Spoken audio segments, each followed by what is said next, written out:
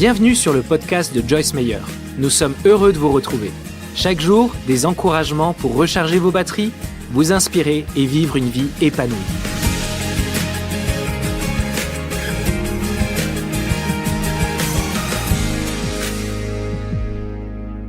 Il y a beaucoup de façons différentes dont nous sommes offensés et probablement beaucoup d'entre vous, et peut-être beaucoup de ceux qui nous regardent à la télé, sont offensés par quelque chose en ce moment. Et peut-être que vous ne croyez pas que c'est si important, mais je crois que vous verrez quand je terminerai que c'est beaucoup plus important que vous ne le croyez. Qui sait ce que c'est que d'avoir une petite peau? C'est comme, tout va bien, mais quand vous la touchez, c'est comme... Et ensuite, vous croyez que tout va bien.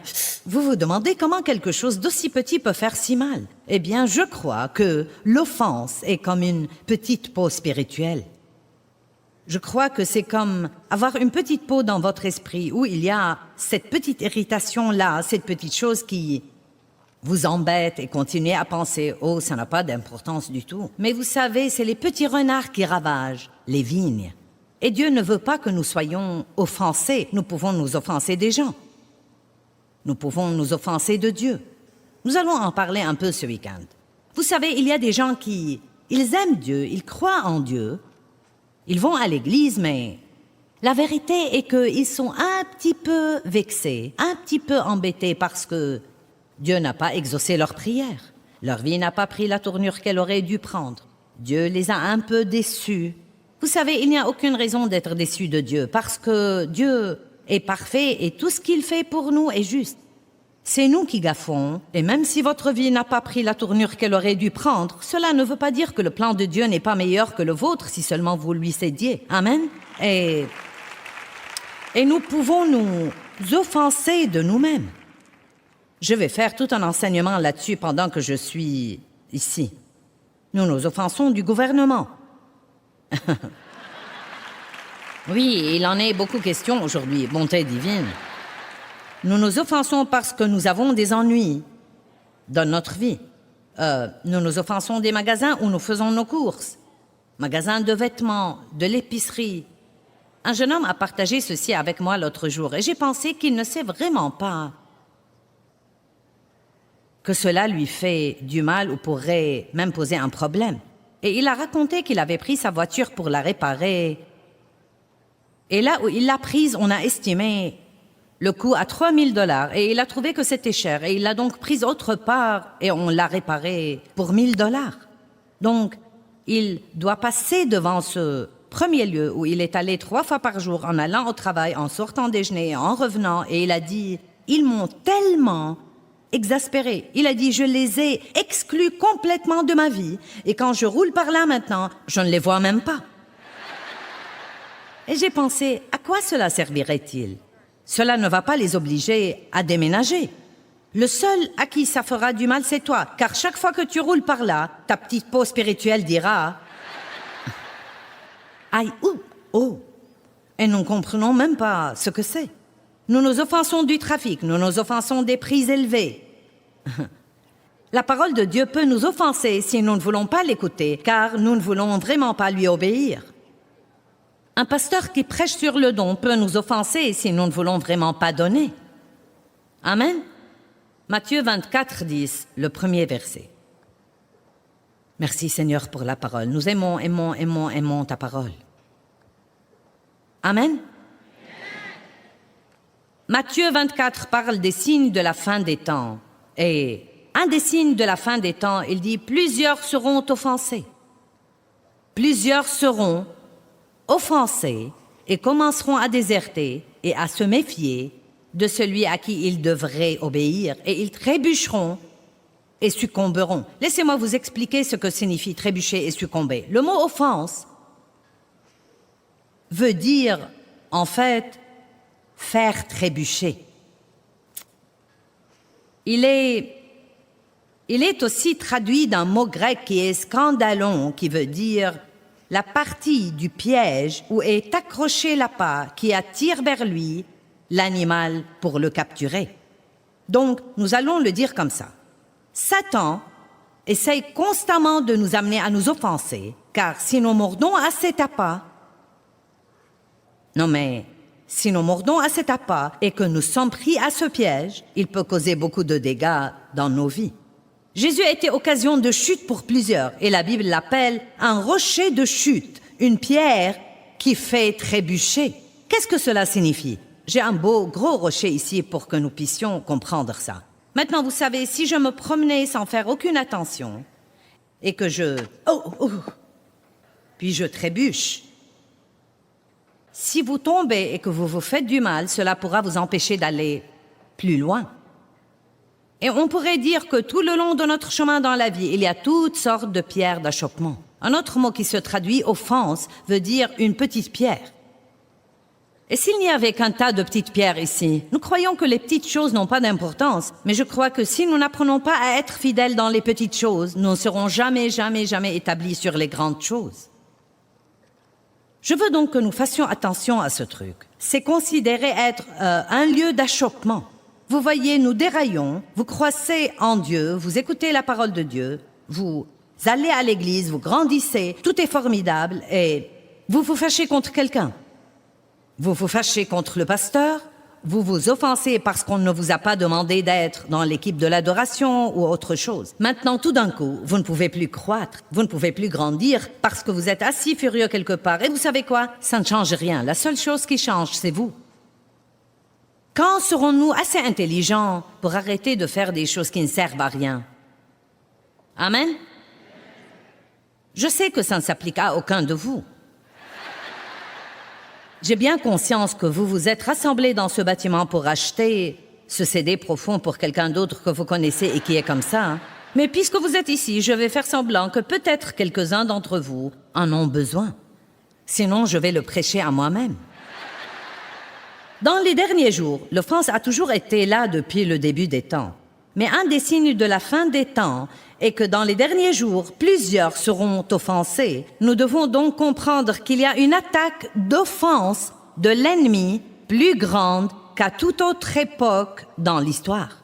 Vous savez quoi? S'il peut nous garder tous fâchés, il arrivera à ses fins, car le verset 12 de ce même chapitre dit « Et l'amour de la grande masse des gens se refroidira » dans Matthieu 24, verset 12. « L'amour de la grande masse des gens se refroidira à cause de l'iniquité accrue et de l'anarchie qui est sur terre. » L'amour de la grande masse, non pas l'amour du monde. Nous sommes la grande masse dont il parle là. L'amour de la grande masse des gens se refroidira. Pourquoi? Parce que plusieurs sont offensés. Vous savez ce qui arrive? L'offense est une petite chose.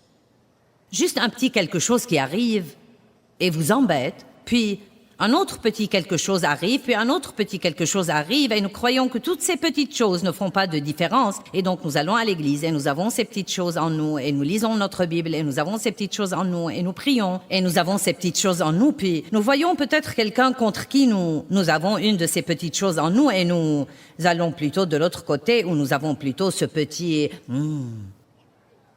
regard ou ce sentiment indigné, vous savez. Et nous croyons qu'ils n'ont pas d'importance. Eh bien, ce qui arrive, c'est qu'ils font refroidir notre amour. L'offense est comme la première petite peau qui est minuscule, et si nous la gardons, nous pouvons nous mettre en colère, puis devenir plein de ressentiment, puis nous indigner, puis devenir amers, puis avoir un cas déclaré de non-pardon, puis commencer même à haïr les gens si nous ne faisons pas quelque chose là-dessus. Le meilleur moment pour traiter n'importe quel problème, c'est quand c'est un petit problème. Vous m'entendez? Le meilleur moment pour pardonner à quelqu'un est à l'instant où il vous blesse. Le meilleur moment pour décider que vous n'allez pas vous offenser, c'est à l'instant où vous ressentez cette offense. Ne donnez pas le temps au diable pour laisser quelque chose qui vous a blessé prendre racine dans votre vie. 1 Pierre 5, verset 8 dit « Résistez au diable à son apparition. Résistez au diable à son apparition. Veillez et priez, dit la Bible. Soyez sur vos gardes, veillez et priez. Et s'il y a quelque chose que nous devons faire attention de faire, c'est de pouvoir nous lever tous les jours et dire « Dieu, je ne suis fâché contre personne, je ne suis offensé de personne. » Je n'ai aucun ressentiment dans mon cœur. Mince alors ce que ça vous libère pour prier et pour adorer et aimer les autres. Et puis-je vous dire quelque chose? Aimer les autres est la forme la plus élevée de la guerre spirituelle que chacun de nous puisse faire. Si vous voulez vaincre le diable, apprenez à aimer les autres ardemment, passionnément, et vous ne pouvez pas faire ça avec un tas d'offenses à l'intérieur de vous. Plusieurs seront offensés, et l'amour de la grande masse des gens se refroidira à cause de l'iniquité accrue et de l'anarchie qui est sur terre. Beaucoup de gens aujourd'hui dans notre société, incroyablement, sont offensés de Dieu. Non, mais ils sont offensés de l'idée de Dieu. Ils sont offensés des 10 commandements. Ils sont offensés de la prière. Eh bien, vous ne pouvez pas prier à l'école, cela m'offense. Vous ne pouvez pas avoir les 10 commandements, cela m'offense. Eh bien, puis-je vous dire pourquoi cela les offense? Parce qu'ils ne veulent pas y obéir.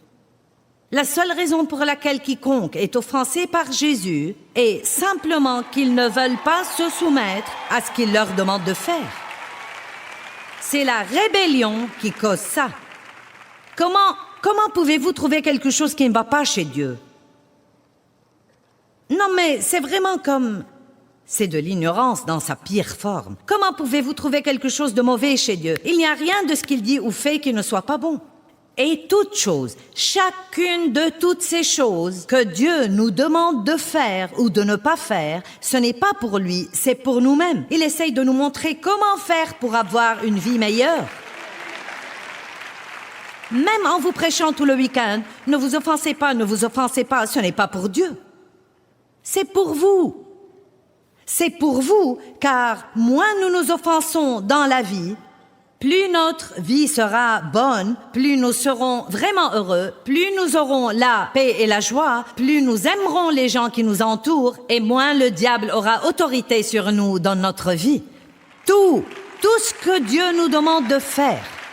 Et je ne peux pas me débarrasser de cette idée ces derniers temps. J'ai commencé à dire ça l'année dernière et ça devient de plus en plus fort en moi. Non mais, croyons-nous vraiment que toutes ces choses que nous écoutons et la seule raison pour laquelle Dieu est satisfait quand nous les faisons est que ça nous aide à bien vivre? Nous n'avons pas besoin de faire ce truc, ça ne change pas Dieu, il est ce qu'il est. Mais tout ce qu'il nous dit de faire en fait est pour nous. Nous devons arrêter d'agir comme « Oh, c'est si dur, comment pouvez-vous vous attendre à ce que je le fasse? Mince, alors c'est dur, c'est vraiment dur. » Oh, cette vie chrétienne est vraiment dure. Non, être pécheur est dur. Non mais, ne pas avoir de pardon, ne pas avoir d'espoir, ne pas avoir de relation avec Dieu, maintenant ça c'est dur. N'oubliez donc pas, tous ceux qui essayent de se débarrasser de Dieu, la seule raison pour laquelle ils ne veulent pas Dieu est qu'ils ne veulent pas faire ce que Dieu leur dit de faire. S'ils croyaient qu'ils pourraient faire tout ce qu'ils voudraient faire et avoir Dieu, ils croiraient tous en Dieu. Car pourquoi pas? Amen. La prochaine fois que vous avez l'impression que Dieu vous demande de faire quelque chose et vous ne voulez pas le faire, dites à haute voix, « Ce sera bon pour moi. » Ce sera vraiment bon pour moi. Et la prochaine fois que vous voulez faire quelque chose et Dieu vous demande de ne pas le faire, aussi forte que soit votre envie de le faire, dites, si Dieu me demande de ne pas faire ça, ce sera bon pour moi de ne pas le faire et mauvais pour moi de le faire. Tout ce que Dieu vous dit de faire ou de ne pas faire est en fait pour vous. Garde ton cœur plus que toute autre chose, car de lui viennent les sources de la vie. Philippiens 1, 9 et 10. Et voici ma prière, dit Paul, voici ma prière, que votre amour abonde de plus en plus et s'étende vers son développement complet en connaissance et en perspicacité, et que votre amour se manifeste dans une plus grande profondeur de connaissance et de discernement plus complet, pour que vous appreniez à discerner ce qui est essentiel et à approuver et estimer ce qui est excellent et de valeur réelle, reconnaissant le plus noble et le meilleur et discernant les différences morales, afin que vous soyez non corrompus et purs et infaillibles et irréprochables, pour qu'avec des cœurs sincères et certains et sans tache, vous puissiez vous approcher du jour de Christ sans trébucher ni amener les autres à trébucher. N'oubliez pas, l'offense est une pierre d'achoppement. C'est quelque chose qui nous fait trébucher et qui nous fait chuter quand nous devrions faire des progrès. Et il dit, voici ma prière, que votre amour abonde de plus en plus et que vous ne vous offensiez pas, que vous n'offensiez pas. Laissez l'amour vous garder à tout moment dans une situation où vous aimez les gens plutôt que d'en être fâché. Et Paul dit, voici ma prière, que votre amour abonde de plus en plus. J'ai étudié la marche dans l'amour pour beaucoup d'années et j'en ai besoin. Je l'étudie de façon régulière parce que nous sommes par nature très égoïstes et égocentriques. Et donc je trouve qu'étudier l'amour me fait du bien et me rend heureuse plus que n'importe quoi d'autre. J'ai découvert que plus j'aime les autres, plus je suis heureuse. Je ne sais pas comment fonctionnent ces maths, mais c'est la vérité. Plus vous aimez les autres, plus vous vous oubliez, plus vous arrêtez d'essayer de faire les choses pour vous-même et que vous les faites pour les autres, plus Dieu fera pour vous et plus vous serez heureuse. C'est tellement bizarre, n'est-ce pas? Ça a peut-être l'air d'une chose de Dieu. Car la plupart des choses que Dieu fait ne sont pas calculées selon le système du monde. Les premiers seront les derniers seront les premiers. Si vous voulez plus, donnez une partie de ce que vous avez. C'est comme, quoi encore? Si vous voulez être heureux, n'essayez pas de vous rendre heureux. Rendez quelqu'un d'autre heureux et vous serez heureux. C'est comme, waouh! Et ça marche vraiment. Le psaume 119-165 dit « Grande est la paix de ceux qui aiment ta loi. Rien ne les offensera ni les fera trébucher. » Maintenant, parlons de nouveau des types d'offenses. 7 types d'offenses. Nous pouvons nous offenser. Ne t'en offense pas, nous disons. Ne t'offense pas. Eh bien, voyez, quand nous avons la possibilité de nous offenser, c'est à prendre ou à laisser. Nous ne sommes pas obligés de la prendre. Ce n'est pas parce que l'occasion est là pour nous offenser que nous devons la prendre. En fait, nous pouvons même dire à voix basse, « Je ne vais pas prendre ça. » Je refuse de m'offenser. Je n'ai pas le temps de toucher à ça. Savez-vous que l'offense, comprenez bien ça. Si vous oubliez toute chose, car je sais que parfois nous écoutons ces sermons et nous venons et nous aimons être là et nous écoutons même, mais le lendemain, si nous pouvons nous rappeler 3 phrases, nous sommes bénis. Dieu merci pour le message enregistré. Donc, si vous avez un message qui veut dire beaucoup pour vous et que vous l'aimez, vous pouvez l'écouter maintes et maintes fois jusqu'à ce que vous le compreniez finalement. Amen? Mais essayez de vous rappeler ceci. L'offense est complètement improductive. Elle vous vole votre paix, votre joie, votre énergie, votre puissance, et peut même vous voler votre santé, et pourtant elle ne produit absolument rien. Pourquoi donc nous embêter avec quelque chose d'aussi inutile? Que quelqu'un dise Amen. Donc, nous pouvons nous offenser et nous pouvons offenser. Et nous devons faire attention à ça aussi, non mais le fait de penser un peu avant de dire quelque chose peut épargner à tant de gens de devoir essayer de lutter pour ne pas être blessés. Nous devons toujours penser un petit peu avant d'ouvrir nos bouches et de laisser les mots s'écouler. Les gens s'offensent de la vérité. Ils s'offensent des ennuis. Ils s'offensent de Dieu. Nous pouvons offenser le Saint-Esprit. La Bible dit, n'attristez pas, ne vexez pas, ne chagrinez pas ou n'offensez pas le Saint-Esprit. Vous savez, l'idée même d'offenser le Saint-Esprit devrait vraiment mettre la crainte révérentielle de Dieu en chacun de nous. Qui voudrait par exemple offenser le Saint-Esprit? Et vous savez, si vous étudiez les versets là-dessus dans Éphésiens 4, verset 30, c'est très clair que la chose qui offense le Saint-Esprit est quand nous nous querellons et que nous restons fâchés et que nous n'avons pas la paix et nous ne marchons pas dans l'amour. Je crois que plus que tout, Dieu veut que son peuple s'entende bien. Nous avons besoin d'union et non pas de désunion, car là où il y a l'union, il y a l'onction et la bénédiction.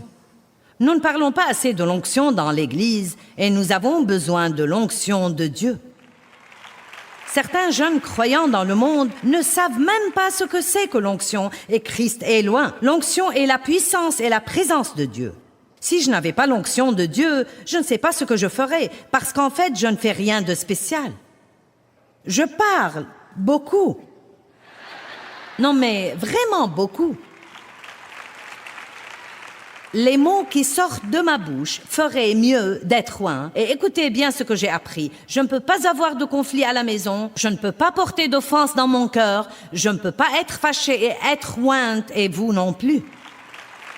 Vous dites, tu es prédicatrice, je comprends ça pour toi, mais moi je ne suis pas prédicateur, je n'ai pas à me soucier de ça. Vous avez besoin de l'onction pour aller à l'épicerie et rester sain. Vous avez besoin de l'onction pour élever vos enfants. Vous avez besoin de l'onction pour vous marier, surtout si vous allez rester marié à la même personne pour longtemps. Dave et moi sommes mariés depuis 46 ans. Cela demande une onction.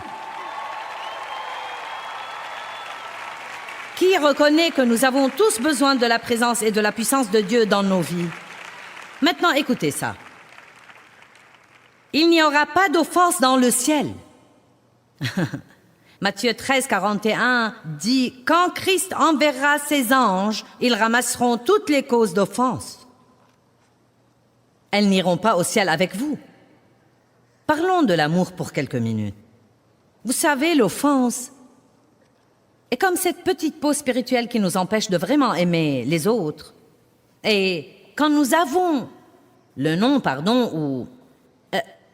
J'essaie de ne pas parler du non-pardon ce soir. Je veux parler de ce qui, selon moi, le précède. Je veux parler de ces petites peaux que je crois que nous avons et auxquelles nous ne prêtons pas attention et qui ensuite deviennent de grands problèmes dans notre vie. Et elles affectent notre relation avec Dieu, elles affectent nos prières, elles affectent notre adoration. Mais parce que nous ne traitons pas les petits trucs, qui reconnaît que parfois nous ne les traitons pas car nous croyons qu'ils ne sont pas importants? Tu m'as offensé. Ce n'est pas ma faute que je sois offensé. Tu m'as offensé. Mais voici ce qu'il y a. Chacun d'entre nous devrait prendre la responsabilité de sa vie. C'est ma responsabilité devant Dieu de recevoir sa grâce pour ne pas être offensé. Ça m'est égal si vous avez essayé de me blesser, et même si vous l'avez fait exprès, je dois être responsable pour ne pas prendre ça. Et ce que nous faisons, c'est que nous reprochons ce que nous ressentons aux autres. Je suis offensé, mais toi, tu m'as offensé. Je ne dois pas changer, tu dois changer. Tu dois m'aider à me sentir bien, et je ne me fâcherai jamais. Vous riez parce que vous savez que c'est vrai. Je me souviens très bien quand Dieu a commencé à m'apprendre. Dave n'est pas responsable de ta joie. Quand j'étais malheureuse, je trouvais toujours une raison, quelque chose qu'il devait faire. Si tu faisais ceci et tu ne faisais pas cela, je serais heureuse. Et si tu faisais cela et si tu ne faisais pas cela, je serais heureuse. Quelqu'un sait de quoi je parle? Combien de personnes sont assises ici ou nous regardent à la télé et vous avez de la tristesse dans votre vie ou peut-être vous savez même quelque chose de pire. Non, mais vous êtes vraiment mécontent, vous êtes fâché ou peut-être même vous êtes dans une véritable profonde dépression ou quelque chose comme ça et vous dites si cette personne faisait ceci et si elle faisait cela et si mon patron faisait cela et si mes voisins faisaient cela, je serais très bien.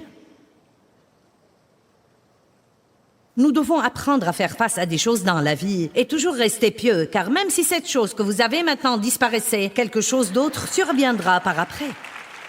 Amen. La vie est pleine d'interruptions et de désagréments, et la vie ne va pas changer, donc j'ai enfin compris que je devais laisser Dieu me changer. Donc j'ai enfin compris, vous savez quoi? Dave n'est pas responsable de ma joie. Quelqu'un d'autre n'est pas responsable de me garder satisfaite tout le temps. Ce n'est pas la responsabilité de quelqu'un d'autre de m'aider à me sentir bien tout le temps et de m'aider à me sentir en sécurité. C'est ma responsabilité de savoir qui je suis en Christ et de recevoir ce dont j'ai besoin de lui et d'être forte dans le Seigneur et dans la puissance de sa force. À ce moment-là, je ne peux pas être manipulée par tous les autres et ce qu'ils décident de faire ou de ne pas faire à n'importe quel moment. Allez! Vous savez, c'est vraiment important que nous apprenions à reconnaître et à résister à la tentation de nous offenser si nous voulons avoir la paix, la joie et la puissance de Dieu dans nos vies. N'oubliez pas, si nous nous permettons d'être offensés, nous entravons le plan de Dieu pour nous dans tous les domaines de la vie.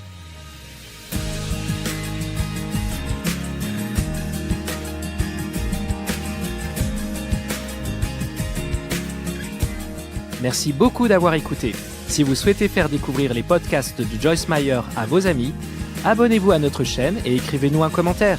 Merci d'avance. On se retrouve bientôt pour d'autres encouragements.